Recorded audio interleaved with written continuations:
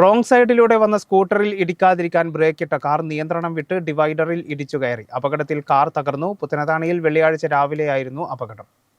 പുത്തനത്താണി ദേശീയപാതയിൽ വെള്ളിയാഴ്ച രാവിലെയാണ് അപകടമുണ്ടായത്. റോങ് സൈഡിൽ കയറി വന്ന സ്കൂട്ടർ യാത്രികനെ രക്ഷിക്കാനുള്ള ശ്രമത്തിനിടെ കാർ ഡിവൈഡറിൽ ഇടിച്ചു കയറിയാണ് അപകടം. അപകടത്തിന് കാരണമായതാകട്ടെ ദിശ തെറ്റി വന്ന സ്കൂട്ടർ യാത്രികനും. പെട്ടെന്ന് ബ്രേക്കിട്ട കാർ മഴയിൽ കുതിർന്ന റോഡിൽ തന്നെ ദേശീയപാതയിൽ സ്ഥാപിച്ച PU സ്പ്രിംഗ് പോസ്റ്റുകളിലും ഇടിച്ച ശേഷം ഡിവൈഡറിലേക്ക് ഇടിച്ചു കയറുകയായിരുന്നു. ദിശ തെറ്റിച്ച് കയറി വന്ന സ്കൂട്ടർ യാത്രികൻ സർവീസ് റോഡിൽ നിന്ന് മെയിൻ റോഡിലേക്ക് പെട്ടെന്ന് കയറിയ ബസ് കണ്ട് സ്തംഭിച്ചു നിന്നു. ഈ സമയം എതിരെ വന്ന കാർ സ്കൂട്ടറിൽ ഇടിക്കാതിരിക്കാൻ പെട്ടെന്ന് ബ്രേക്ക് ചെയ്യുകയും PU പോസ്റ്റും തകർത്ത് അപ്പുറത്തെ ഡിവൈഡറിൽ ഇടിച്ചു കയറുകയുമായിരുന്നു. അപകടത്തിന്റെ CCTV ദൃശ്യം പുറത്തായി.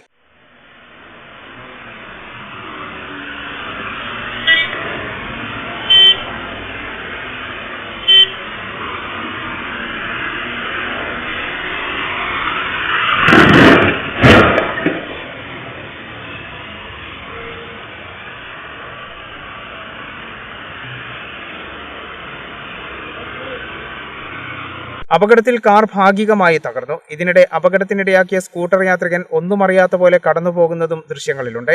കേരള വിഷൻ, പുത്തനത്താണി.